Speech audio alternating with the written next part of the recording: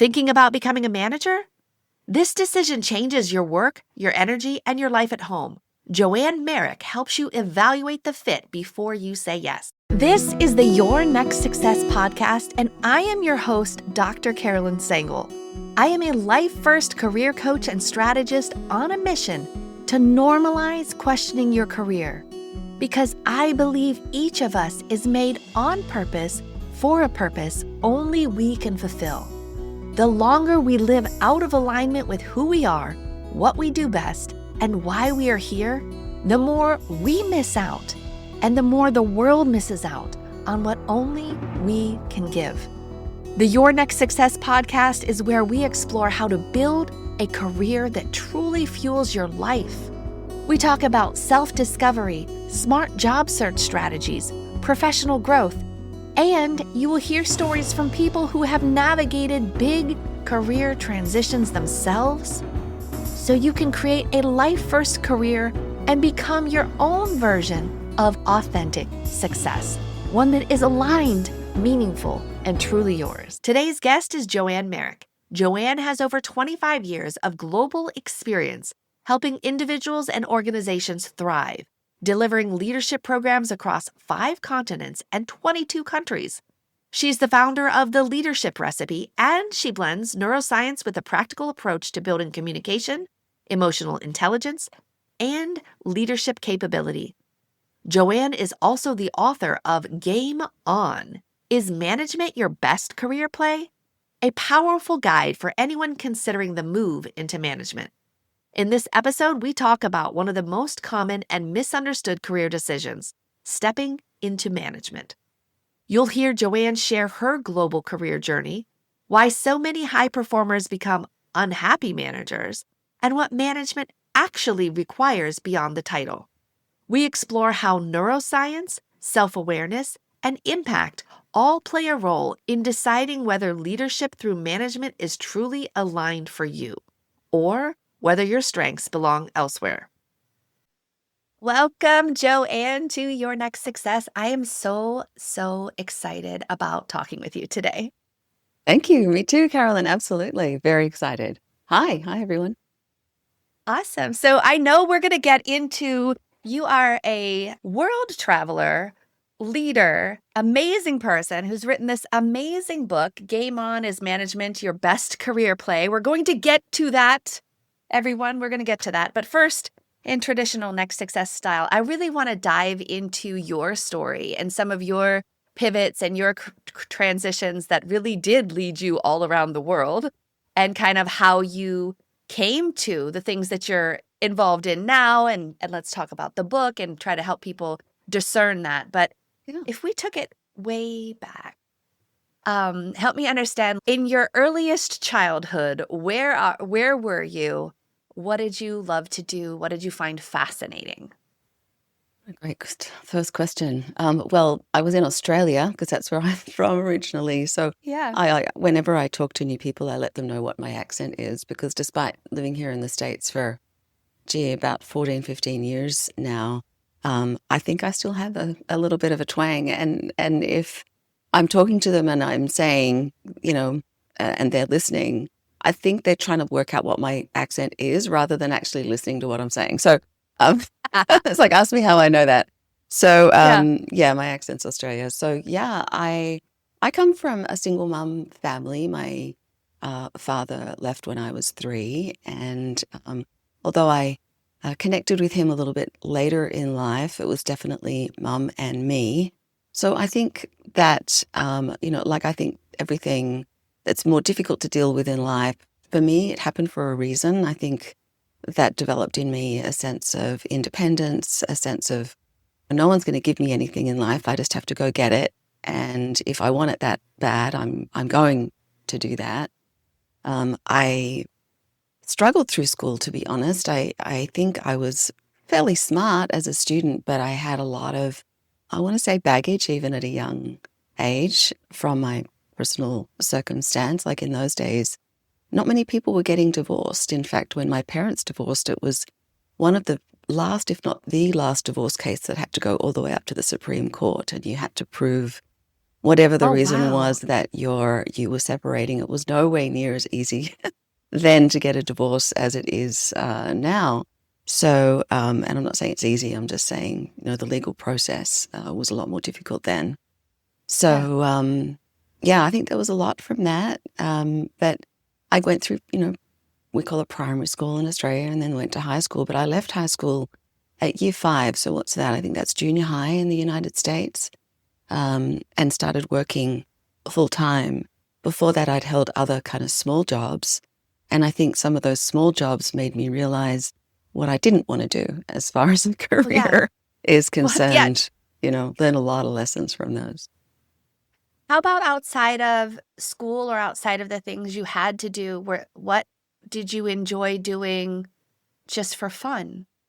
I think reading, and that's why books, I think books can take you into another complete different world than maybe what you live in. I do remember many of the sci-fi oriented books I was reading as a kid that I'm not that into these days, but I do remember reading some of those and just being absolutely fascinated by the imagination that went Mm. into them.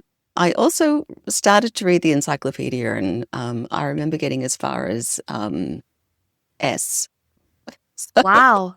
I That's was still pretty good. I was a Yeah, big because that was reader. kind of bland. I like to go and play like encyclopedia roulette, right? Like, so just Hmm. go to the library, pick up a volume, and just open to see what it was, Yeah, and kind of learn a little bit. But I didn't.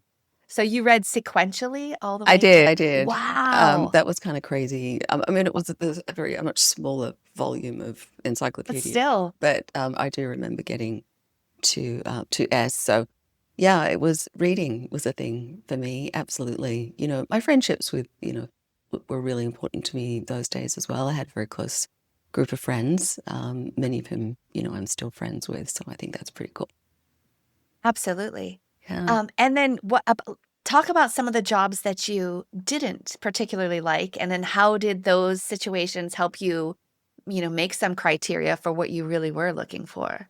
Yeah, well, we were talking about this. I was talking about this with a friend the other day. We were just, the random subject of first jobs came up, and my first job was actually was the Royal Society for the Prevention of Cruelty to Animals. I think you call it the ASPCA Wow. here, the American Yeah, Society. yeah, yeah, yeah. But they used to get pens and sell them.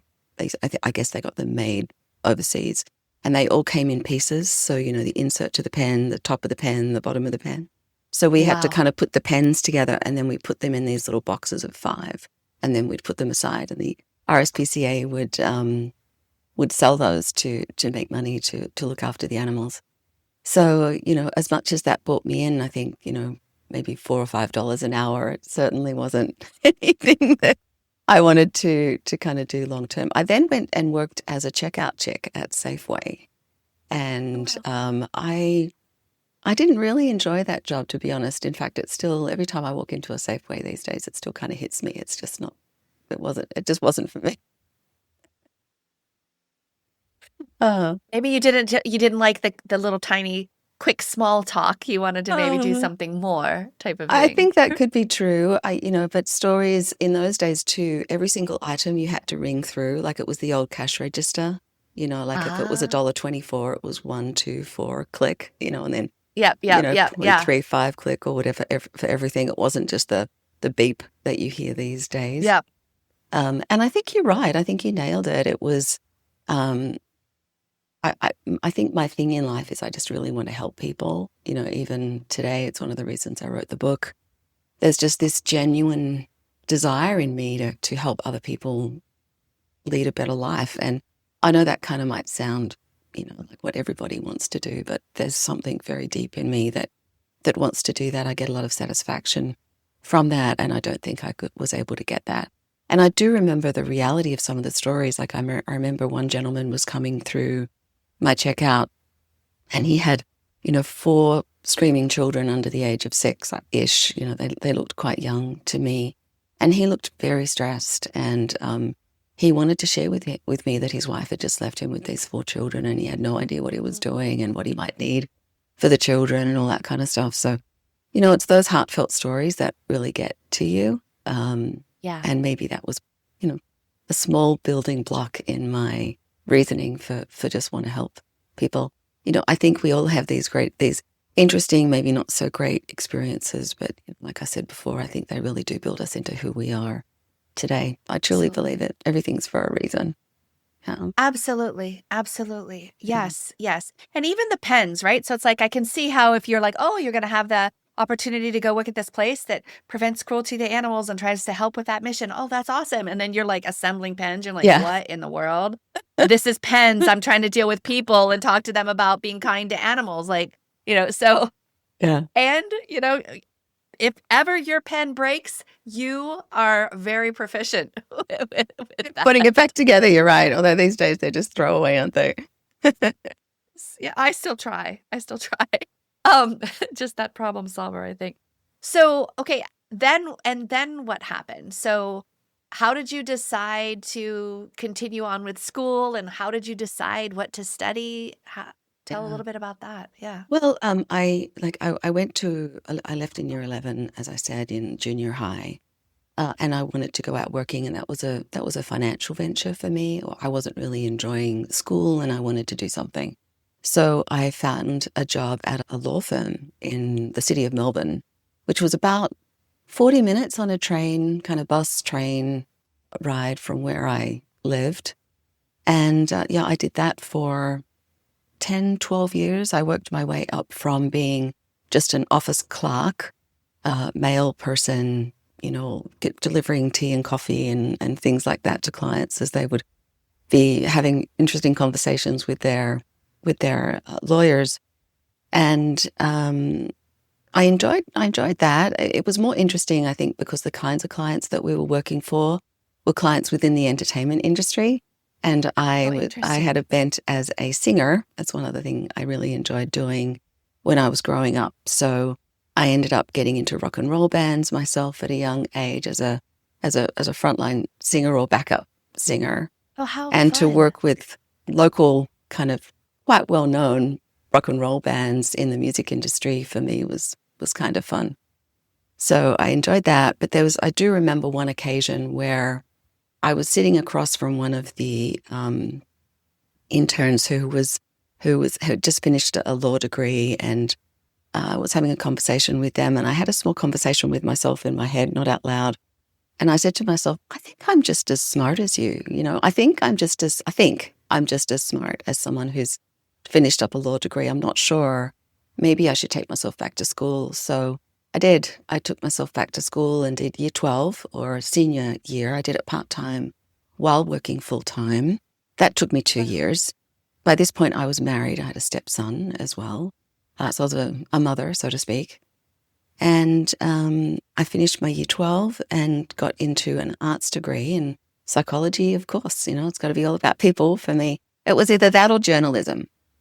So I chose Interesting. I chose psychology. And that took me another 10 years-ish, 9, 10 years to complete part-time. I switched degrees from an arts degree to a behavioral science degree halfway through, and, blah, blah. So my major is in psychology and management. So that's why I figure I'm very cool. Yeah. And were you still working while also going to school and also helping raise a child? Yeah, I did that. Yeah. I did that. Were you you look still back working on at those. at the same place? I think I switched law firms a couple of times. I had different managers. And, Carolyn, you just make it work. I would end up driving, rather than catching the bus, I'd end up driving to the station at where my college was very close to. And then I'd jump on a train from there and go into work and come back and do my lectures from 6 till 9 and then go home and do it all over again. It was just kind of what you did in those days. And it was while I was there that I discovered that I wanted to work in the world of leadership, learning and development. And again, I still remember that moment. I remember sitting in a class, the lecturer, professor was going through on the screen a series of jobs that you can get or think about getting into with the degree that we were covering off. And on the screen came learning and development manager, and I thought, that's what I'm going to do. I had no idea how I was going to do it or under what situational circumstance I might get there, but that's what I wanted to do. So I did. That's awesome. I like to do that too, right?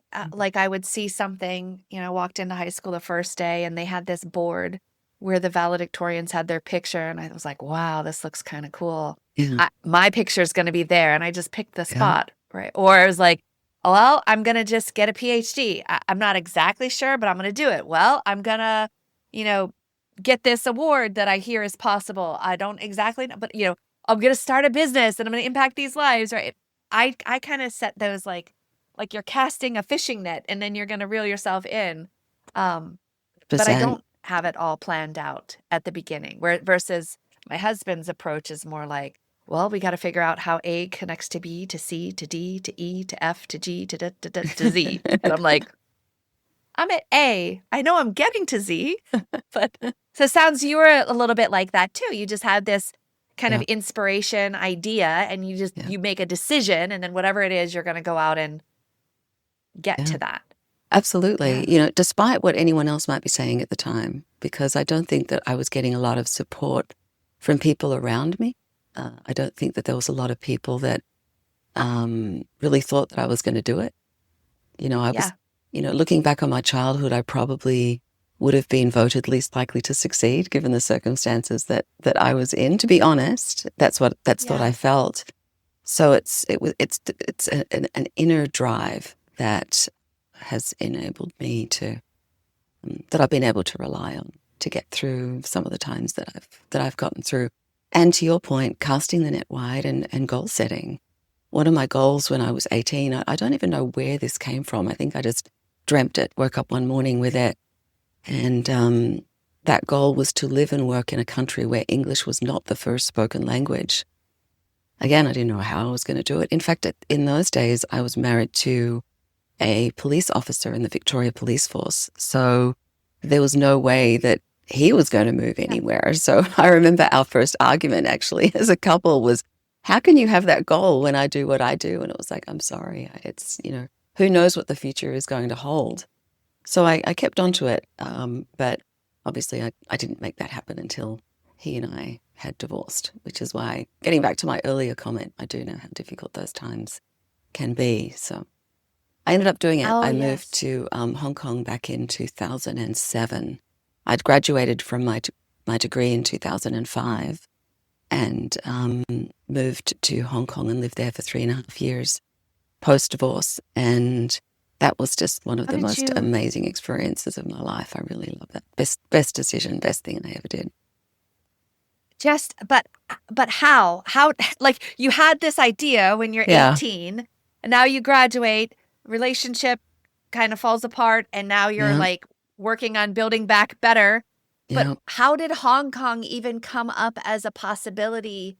And did you just like go there and then find something to do, or did you have something tell us. This is fascinating and amazing in the same breath, and terrifying for me a little bit, right? No, all three. Absolutely. You're absolutely spot on with that. I think it's a lot to do, Carolyn, with what you said earlier, just putting the net out there and really not knowing how you were going to get there. But sometimes I think the universe can move mountains literally and enable these sorts of things. At the time I was working at a company called Deloitte Consulting. I'd been there for 6 or 7 years at that point. And for me, relationships are everything, both personal and professional. And I had developed a professional relationship with a colleague of mine who lived in Perth. And she happened to get an assignment in the United States to restructure an HR function for a company in the tech industry. I can say it was Juniper Networks. And as part of that restructure, Juniper identified that they wanted to they opened up a role for a learning and development manager based out of either Hong Kong or Singapore at the time. Anyway, prior to that, in my conversations with her, she had said to me, we talked about my career and I talked about her career, and she had said, what do you want to do? And I said, I don't know. I know that I want to live and work in a country where English isn't the first language, right? It's just a Yeah. vernacular that it was very clear in my mind. So, however long, maybe over a year down the track, she happens to find out about this experience, and she contacted me and she said, there's an opportunity to interview for this role. I remember our conversation of over a year ago. Would you be interested in interviewing? I'll put your name forward. And she did, and I got the job. So it's all about relationships and conversations and the impact that we have on other people, and how other people remember us. And I think if we do a lot of that in the right ways, we can not only change their lives, but they can change our lives in some of the most significant of ways. So it was all what do you call it? Serendipity. And this timing is actually perfect that we're even having this conversation. I'm going to get to speak at a global women in science breakfast coming up in a little less than a month. Mm. And it's like many voices, one science. And I was drafting my speech and I came up with a framework of listen, locate, link. Like listen, as women are talking, listen to what they're saying. Locate the thing that can remove the barrier of what they're wanting, and then link up and, remember them and speak their name when they're not in the room.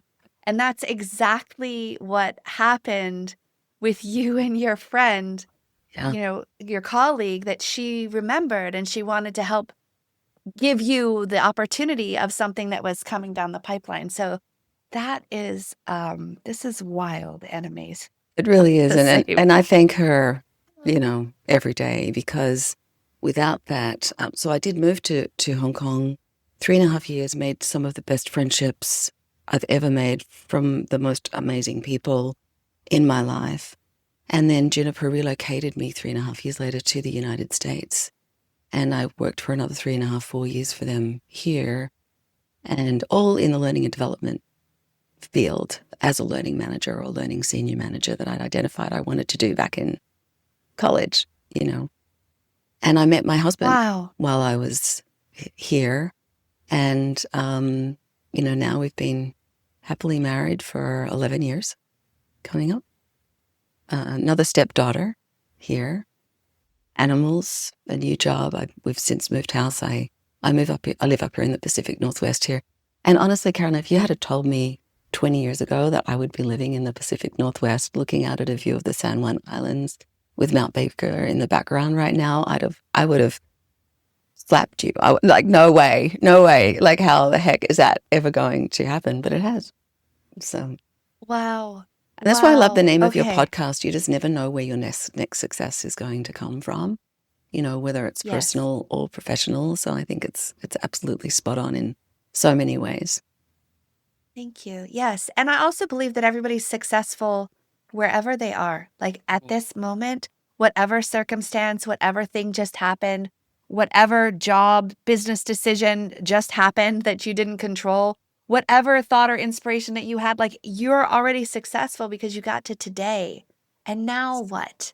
And now what? Like, what is the life you'd love to live, and how can your career fuel that?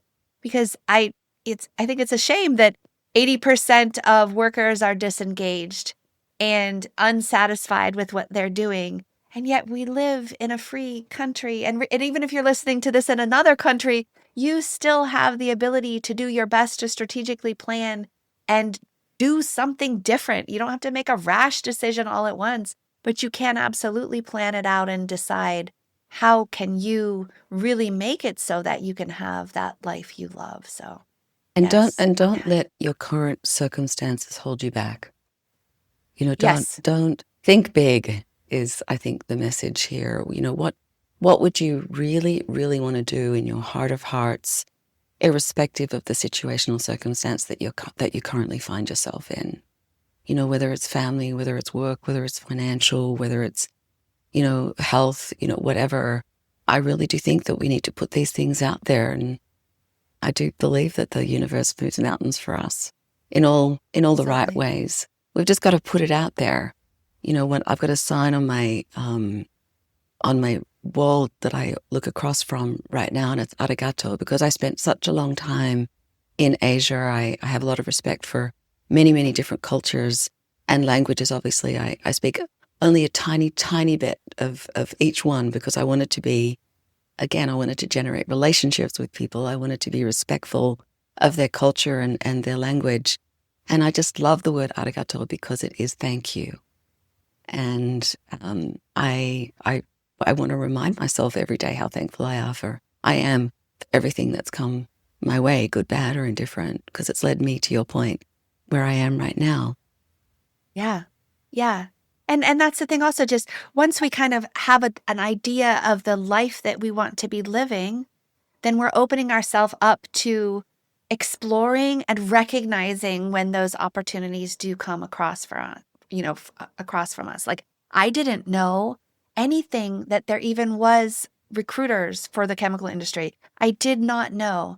And yet then when a recruiter called me to try to recruit me to do what I had been doing as a scientist, and I could have done again, but would have required me to move. That's not the life I wanted. I wanted to have more flexibility to be with my kids at that age and stage. And so when I asked, well, where are you guys called from? And the next thing you know, here comes an opportunity I didn't even know existed. Yeah. I didn't know. Yeah. And then I could use my education, knowledge, experience. I got to use my extroversion. I got to use my desire to want to actually help people. And that was an amazing chapter of my experience until I outgrew it. But it still was a very foundational thing. And it happened from trying to define, okay, well, I'd love to have a job where I could drop off and pick up my kids, where I could take off on a whim because somebody was sick, or go on field trips and be the room parent. And I didn't think, because I had put I put myself in this box thinking, oh, I could never possibly do that as a chemist because I didn't study computer scientist. You can't work from home as a chemist. Not true, everyone. These are limiting beliefs, That's you know? right. So Yeah. instead, I think of putting ourselves in the box, we need to use that box as something to just kind of light on fire, use it as fuel, use it as the stepping stone into that next thing, but really just defining what would it look like? What could it look like if for a moment you weren't stuck? What would you love to do? How can you take one tiny step forward towards those things? I like to use the word might. So, how might I, rather than how Oh, I can love I it. or how should I? Yeah. Because the word might is very mighty. Yes. It, Yes. it's Right. very, it's I love very, it though. it's very I love opening. it. It's very, it Yes. allows for a lot more innovation. How might I go about doing that? And then you're putting those thoughts out there, and then your brain is kind of forced to come up with answers because you're asking it a question. Yes. And it's a possibility. So that's a very, I saw later you went and got some like neuroscience Yeah. certifications as well. But Mm-hmm. that is so wise because it's shifting from that like sabotaging region of your brain to Yes. more of the wise and possible and exploring. And so that question of might, I love it because it's like, ooh, if I were to solve this problem, how might I do it? Doesn't mean you have to, but wow, let's Or how you can know, you or how explore should you is this. very limiting. And Yeah. how might is a lot more freeing Mm. for the brain to come up with those sorts of responses. Yeah, Oh, that's beautiful. absolutely. Okay, so you come to the US through all of these things, and then how does your career kind of ebb and flow? Well, I had to go back to school because I'm a lifelong learner and that's just what I do. So, so yes, I went through the University of the Middlesex University in the UK. I did a virtual class on neuroscience because in those days, fMRI imaging machines was starting to be used a little bit more, and there was a lot more research going on in terms of how the human brain worked and how that knowledge kind of could help managers and leaders be better managers and leaders. And what they were finding through a lot of the research that they were conducting was that a lot of these great people that had written fabulous leadership books, like Stephen Covey, for example, or Ken Blanchard, a lot of their theories were now being proven because we were working out exactly what was going on within the human brain when we were undertaking certain tasks. So that really fascinated me. So I did a 2-year postgraduate certificate doing that. And now, you know what it's like, right? When you get that level of education and insight, you can't help but look through a different lens. And so Yeah. everything I do now is through the lens of the science, in understanding how do I maximize my relationships, in understanding how the human brain might function to Yes. get the outcome that I'm looking for. So, and from that, it did lead me to write the book. So the book took me 5 years to write. I'd always wanted to write a book ever since I was a very young girl. Obviously, I was a reader, as I mentioned before, but another colleague of mine, actually a friend of my grandmother's, had written a book. And I remember going to the book launch as a 7-year-old and looking around at all these adults holding their cups of tea and coffee and their saucers with their cookies, as we call them here in the States. Thinking, and seeing this pile of books there and her getting all of these accolades for writing this book. I think that was embedded somewhere in my brain and something I wanted to make sure that I did. Again, putting the net out there, I didn't know what I was going to write the book about. I didn't know how I was going to make it happen. All I knew was that I wanted to write a book.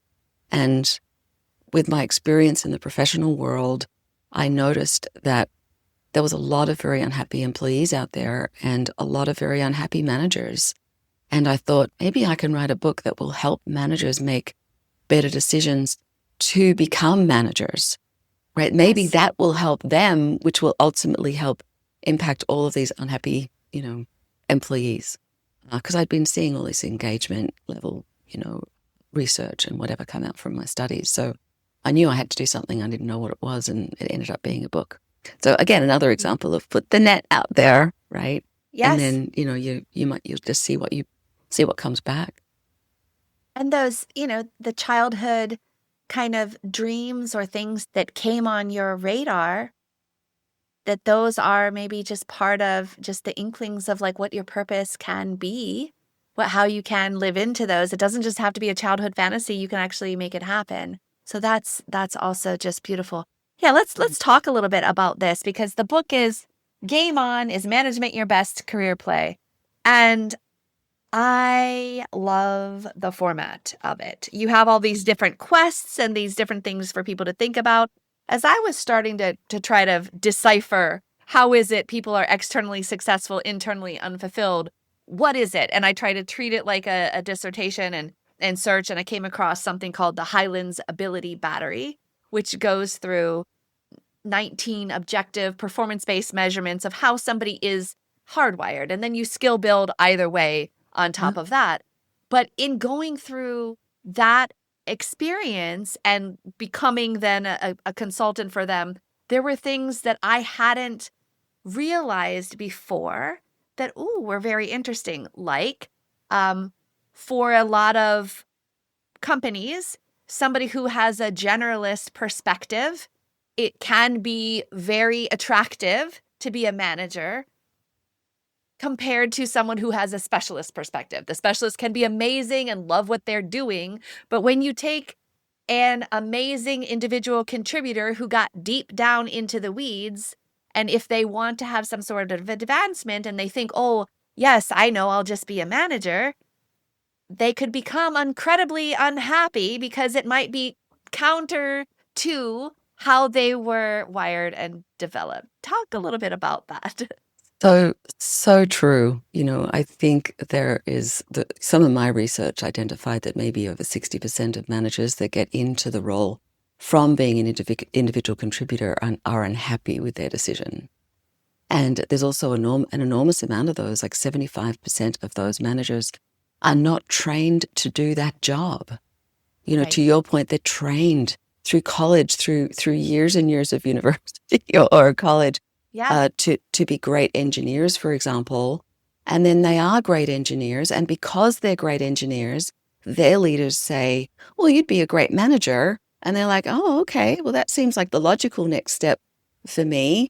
And then they just get put into a role, probably without any training, and they're Right. just meant to learn on the job. And while they're learning on the job, they're having all sorts of negative impacts on the people that are reporting to them.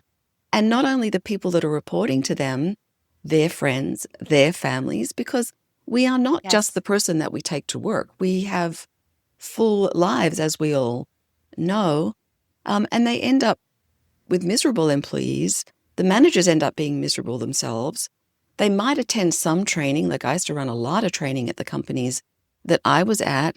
So there are a lot of great companies doing a lot of great work in that respect, but not all of them. And that's what worried me about these poor people that find themselves in roles having been extremely successful in their individual contributor roles, all of a sudden feeling absolutely like a fish out of water. And to double down on it, a lot of the time when you find yourself in a management role, to try and get out of it is really difficult. It feels like you've failed. And you know what? It's not that you've failed. It's just that you've been set up to fail, and you haven't been given the opportunity to be as successful as what you should have been. So I guess there's an element of this, Carolyn, that I get a little bit cross about, that I just don't think it's fair to throw people into these significantly impactful roles without giving the support mechanisms that they need. So that's why I wrote the book. Yeah. And also, I think it can be also a question of someone coming from a hard science, hard engineering, everything is a process, this. I'm going to think my way through it, yet not necessarily spending time. Like I spent a lot of years as a head attached to a body that had a lot of thoughts, but didn't necessarily have it connected to my feelings. I was not self-aware as far as who I was, what did I do best, what did I even want, what could I do? I hadn't spent any time on that.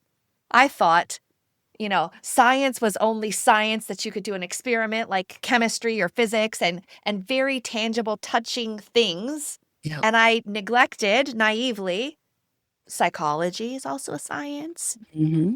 Social science, dealing neuroscience, with people, neuroscience, the communication skills and all of those things. They're not just soft, like, unimportant. It's not just the technical thing, the hard thing. The people things can be honestly harder than some of the other ones that do follow rules, because people have their own thoughts, emotions, feelings, and yes, like you said, bring their whole selves to work, not just the part that was hired for that particular job. So I think sometimes if somebody's thinking, oh, I want to rise the corporate ladder and I'm going to be successful and I'm going to be great, and I guess the next thing is manager, and they had not spent any time becoming self-aware of their own likes, desires, interests, hardwiring, skill sets that they want to do, desire to help people or desire to move things. When you start without that knowledge too, and now you're thrown into it, then this could be maybe some of their first big failures. And then that kind of recognizing, like if you're questioning your career, if you're questioning the job you're in, that doesn't mean you're a failure. It doesn't mean there's something wrong with you. It's an opportunity for you to meet those questions, explore, come up with the answers, and then decide which way do you want to pivot in that next step and when. Yes. Exactly. And all of these skills are learnable. Mm-hmm. They really are. You just have to spend a little bit of time and develop your unique way of managing and leading people. And I think there are definitely some fundamentals that I talk about in the book. I identified 22 different skills in the book. I love it. Yes. And there's an assessment in there too. And on my website, there's actually a virtual assessment that folks can do. So it's not just in the book, it's available on my website. And I know you'll put a link to that. after we're done here. But I wanted to make it as easy as possible for people to assess where they're at right now as it relates to those skills, and then start to identify some ways that they might grow and develop those skills. And there's a lot of free courses on how to give feedback, how to communicate effectively, how to empower folks, even some of the fundamentals of management, like how to interview, how to manage conflict, how to run a performance review, how to engage your direct reports. There's so much to it, but it really is learnable. And that's why I truly believe that managers need to be lifelong learners, because it's not a skill that you just go to a class and learn. You have to go to a class, learn it, apply it, learn from the application of it, change the way you've done that, try again, and again, the application of these skills is with different people. So managers need to be extremely flexible in how they apply them, because just because one way of application worked well with one person doesn't necessarily mean it's going to work exactly the same way with another person, because that other person is completely different. So that's why I say it's lifelong and all-encompassing, because that's what I truly believe everyone on this earth deserves, is a good manager. And let's face it, Carolyn, everyone has a manager at some point in their lives. Just like we all have parents. Even CEOs have managers, and that's the board. So, and they're usually elected spots. So board members still have to be accountable to somebody. Absolutely. Yeah. So it's something that we can never get away from, and it's something that I don't think enough people think about seriously enough. So that's why I wrote the book. And you wrote it so practically, because you have somebody named Zoe that is kind of considering these things, and then you have different quests and challenges for people to consider and imagine, what they think or how they would be or what they would like. And I want to just let everybody know some of the table of contents. It has like anticipate the challenges, look behind the scenes, get ahead of the game, develop a manager mindset, start with the basics, understand the key management skills and the tactical stuff. The fine print, impact is everything. And then the decision time is management, your best career play, has that assessment in it where people can really kind of look and think and say, okay, well, let's say for results oriented, I enjoy setting goals and working towards measurable outcomes. Achieving tangible results motivates me. And then you can self-assess yourself. Do you strongly disagree? Are you neutral? Do you agree? Or are you strongly agree? And then you can even put like, what is your skill level, beginner, intermediate, or advanced? So this is just so practical to kind of allow somebody to explore the idea of being a manager, either before they are one or after they're already one, when they're trying to realize, okay, and what specifically do I need to build? Which skills specifically should I be building so that I can give my best shot at this? And while also discerning, is this really what I want to do in the next chapter of my career and in my life? Yeah. And I'd really hoped that some companies might take this book on as a resource for their upcoming leaders, for their like leadership readiness programs. And I do know of a couple of companies that are doing that, and I'm really thankful for that. So I hope it does have that practical element. With the assessment that I put on my website, you can not only do your own self-assessment, but you can send links out to other people, other peers, maybe your current manager or whatever, and have them assess you, kind of like a 180 or 360. Yes. Yeah. Yes. So I wanted to incorporate that element into it as well. But I did that after I wrote the book, so that's not in the book. But if you go to my website, you'll see that there. Yeah, and one of the most important areas that I wanted to get across in the book was that chapter that you mentioned on impact is everything. And the inspiration behind that came from actually one of the leaders that I met while I was in Hong Kong. I was very close with him, his family. They're all from New Zealand, but he was on an expatriate had an expat position in Hong Kong, and he passed away just a couple of years ago, just 5 months short of his 50th birthday, and it was an absolute shock. Wow. And I left the States and went down and spent a month with his new wife and family and the others, and it just. I still remember being at his funeral, and I swear, Carolyn, that he whispered in my ear, "Impact is everything." And so that's why I dedicated that chapter in the book to him, because the impact that he had, not only the people that were around him as a manager and leader and as a friend, but also on their friends and families. I mean, he had well over 200-300 people at his funeral for someone that had only lived a short, not 50 years. So I wanted to make, that was the inspiration behind that chapter, but I want to leave folks with the thought of what impact am I having right now, today, on the people that I'm interacting and engaging with, whether it be from a professional perspective or a personal one.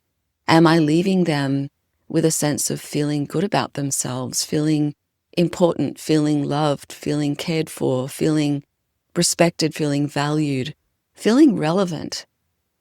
Is that what I want to leave them with? And if it is, am I doing everything? Because I think, Carolyn, just imagine a world where every manager walked into their day with that thought. What an amazingly different world we would live in. Absolutely. I really hope that sticks. And the reason I called it Game On was because, I think in the last chapter, as you would have read, I made lots of analogies between career and games. And I think our career is a game, albeit a very serious one. But there are different levels to it. There are different characters that we can take on under different scenes or scenarios. We need goals, we need rewards, we need recognition, we need options. So there's also a game element to it, which I think we should look at our career as a little bit of fun. Yes. And enjoy it and live it while we're in it. Because if we, this work-life balance rubbish, it's not work-life balance, it's work and life. And life involves work, and for most of us anyway. So it's our lives, it's life. That's right. Yeah, it's not like there was one me at work and one me at home, and I could see if it was balanced. It was the same me. So I like to say it's work-life integration.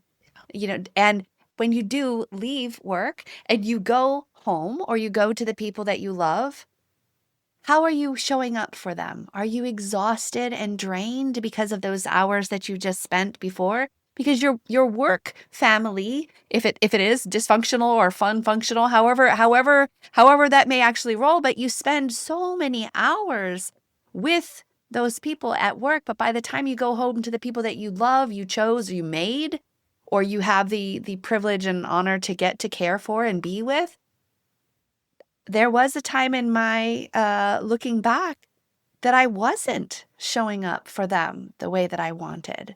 And I had done it supposedly earnestly and thinking like, oh, I'm going to work so hard for them, and they'll always be there, and I'm chasing these things, and as I get more money and as I get higher positions or more things that I'm working on, then that unlocks more opportunities. And then the reality is they grew up. Yeah. They grew up.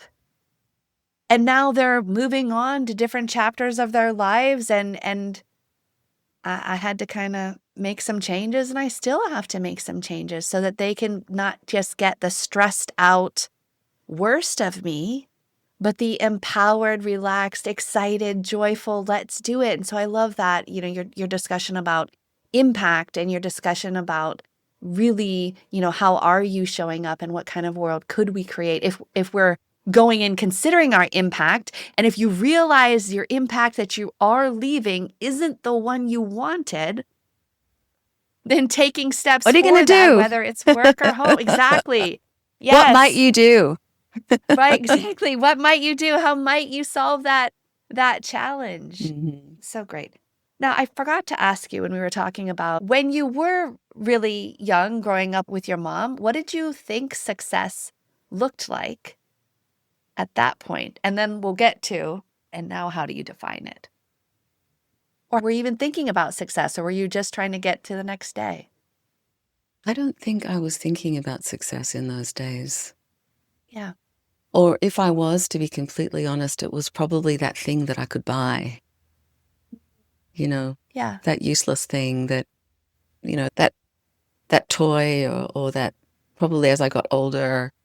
I know Smurfs were very popular when I was young. So every time you went to a gas station, it was, what Smurf can I get? Oh, no, I've got that one. I want the other one. It was that kind of Yeah. thing.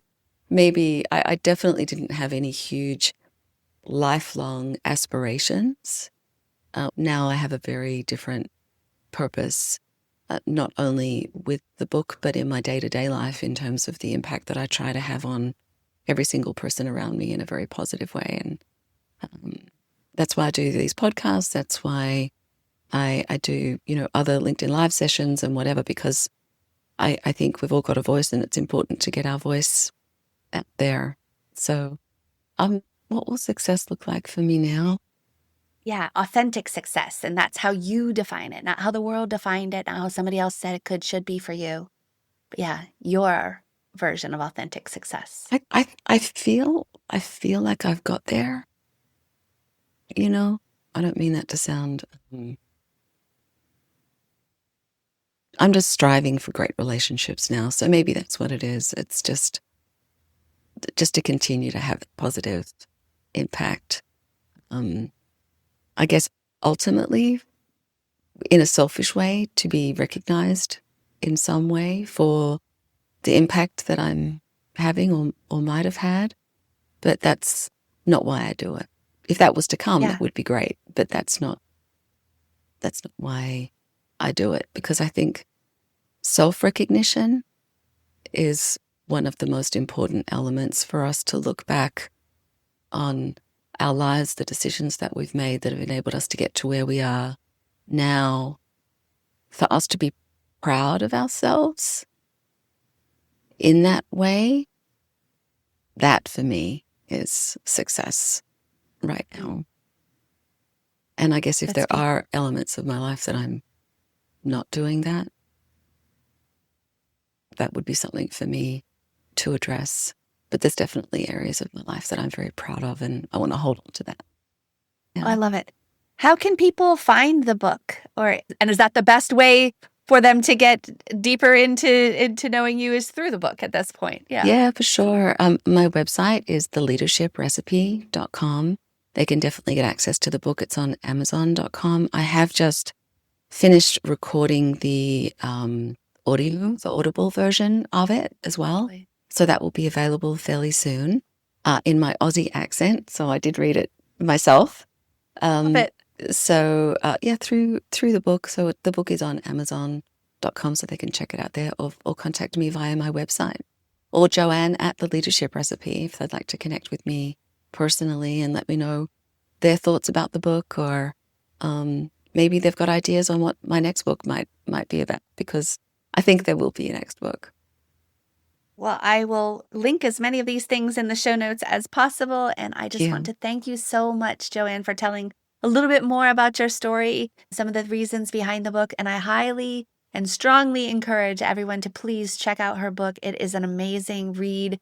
It's accessible. It's something that you start reading and you're fascinated, and it leads you to a lot of thinking, to a lot of taking action toward that decision. So definitely recommend it as one of the most practical, helpful books about that decision of, is management your best career play? So thank you so, so much, Joanne, for your time today and helping us know more about you and your book. Thank you, Carolyn. I really enjoyed our conversation. I really appreciate you taking the time out and having a chat. You've brought up lots of amazing memories for me throughout our conversation. So thank you. Thank you, everybody. Joanne, thank you for this conversation and for naming something so many people feel but rarely articulate. That management isn't a reward, it's a responsibility. And impact truly is everything. If this episode helped you think differently about your career, Follow the show and share it with someone who's standing at a similar crossroads. Thanks for listening to Your Next Success with Dr. Carolyn Sangal. Remember, authentic success is yours to define and includes aligning your career to support the life you want.